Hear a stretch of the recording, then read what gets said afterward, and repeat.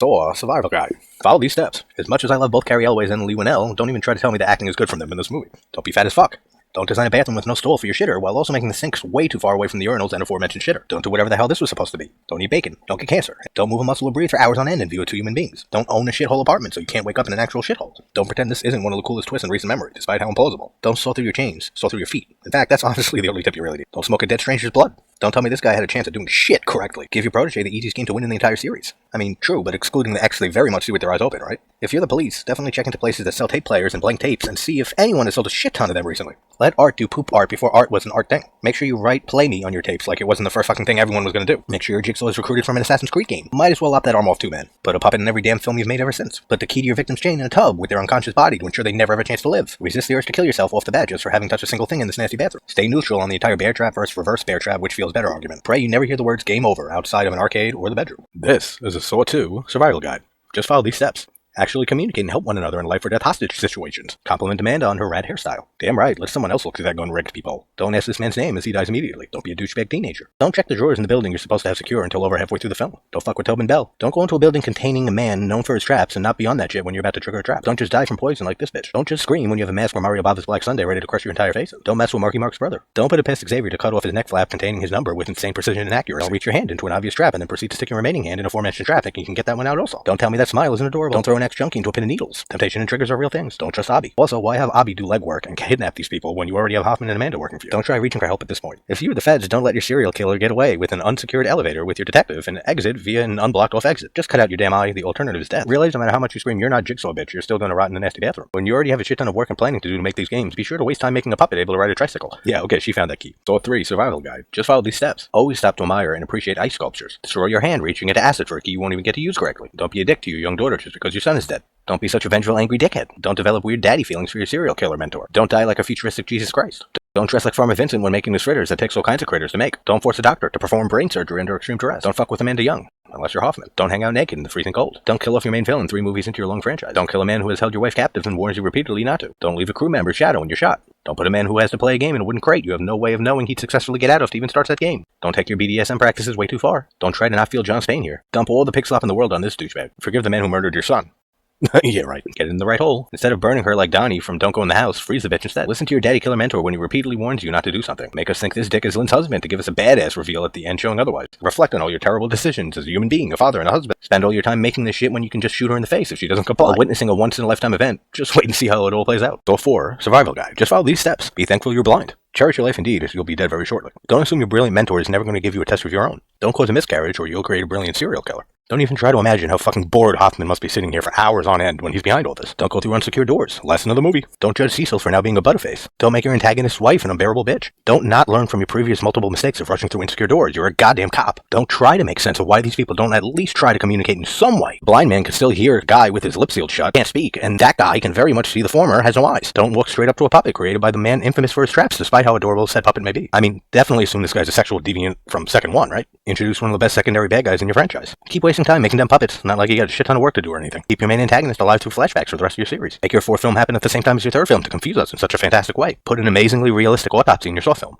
Say, here, play this tape. This is your test to avoid being shot in the face. Somehow get these old-ass TVs to turn on their own at the exact right moments. This is a Saw 5 survival guide. Just follow these steps. Don't be the weakest entry in the first 7 films. Be an actual intelligent human being and do exactly what Strum does here to survive. Don't ask me this chick's name because she dies immediately. Don't burn down an apartment building and have the crime covered up, otherwise you'll end up in a jigsaw trap. Actually, you just shouldn't burn down an apartment building for any reason. Don't fuck with Detective Hoffman, Detective Strum. We know how this turns out. Don't have such obviously fake black dark tattoos. Don't kill your sister's murderer and join a jigsaw game bang of a gang. Take a bath in the middle of a jigsaw game, despite how disgusting as shit all his locations for games are. Don't try to figure out how all these old-ass TVs just turn on at the right moments, try to work together, and I don't know, maybe fit multiple people into those big-ass holes so everyone can survive. Give your second protege an even easier test than Amanda had. Make sure you're as badass as Detective Hoffman. Take a few pages from the great Harry Houdini. Thank the Lord you have been working out your entire life so you have such amazing strength and grip that your hand will still be holding on after your body is already pulverized to a puddle of goop. This adaptation of 50 Shades of Grey is way more BDSM heavy than I imagined. You Hoffman, when you're supposed to jigsaw, you're gonna have a bad time. Never wake up in a strange place and restrained and start screaming at others, "What did you do to me?" when they are also restrained in a strange place and obviously didn't do this to you. You stick your goddamn hand in there, I'll watch. Saw 6 survival guide. Follow these steps.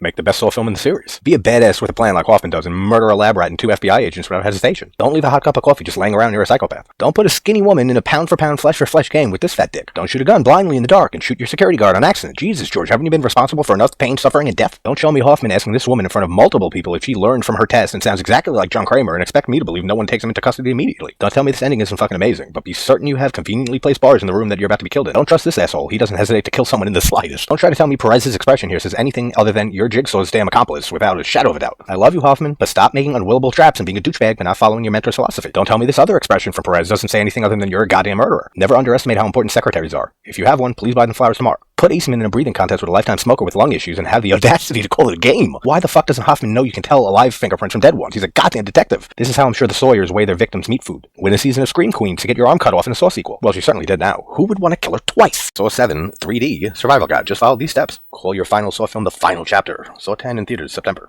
Chill, babe. The puppet news is on. Don't lie to your wife, but especially not about surviving a killer's game when you never in the slightest have been in that game. Win a season of Scream Queen to chop off your arm in a Saw sequel to then come back in the next Saw film for a Jigsaw rehab. Thank the stars we get to see this unbearable twat die not just once but twice. Put the killer tire from rubber in your Saw film. I'll take a poker-fied wife, please. Ponder this notion. This was only the initiation ritual for these skinheads. Imagine what they'll have to do when, oh wait, they're dead. Being in a serial killer's game is not the time to be pumping iron, or Debbie, or whatever the name may be. Don't fuck around if you want to see my heart break. Make sure to have loved ones to be able to cherish. If you were a loner with no family, you'd be screwed here.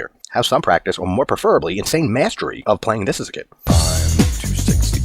Don't put your victims in something they may not even get out of successfully, especially with the huge ass spikes underneath the opening of the cage on the bottom. Love the White Album and all the little piggies living piggy lives. You can see them out to dinner with the piggy wives. Take out a bunch of cops, Walter White Felina style, before that was a thing. Thank the stars we get to see this unbearable twat die not just once but twice. Order 2 chicken breasts for dinner. No, I already ordered the Chinese. Fine, I'll take the breast and you can have the chicken fried wife. This is a Jigsaw Survival Guide. Follow these steps. Name your 9th Saw film after the main bad guy who died 5 Saw movies ago. Put your victim's key to freedom inside a bullet when you know fucking no one is going to think of that before they die. Praise the prequel sequel and not getting some John is still alive bullshit. Careful with your sex toys. Clap for literally having the name Halloran and not immediately getting Dick Halloran in the last act of the movie. Despite being a cool character and straight up batshit insane, Logan needs to kill this bitch, right? She's definitely a loose end, right? Don't leave your new protege unconscious, causing him to be dragged into saw blades and almost die immediately. Don't be a little bitch and kill your baby and blame it on your innocent husband. Don't make fun of the great David Carradine. Don't make John's first game 10 years ago have better traps and be way more elaborate than all his later ones and expect me to believe it. Don't make the beginning of your Saw film like an action flick. Don't rob someone, at all. But if you do, make sure they have more than 350 plus 3 change on them. Don't take someone under your wing when they messed up a simple brain scan. They can mess that up, they can fuck up anything. I know it's terrifying, but make a goddamn choice already, you're gonna die either way. If it ain't been Scott, not Joe, I've been married a long time. Make your Billy the Puppet have glowing eyes and never make them for future puppets in any of the first 7 films. Send me one of these immediately. I need one for,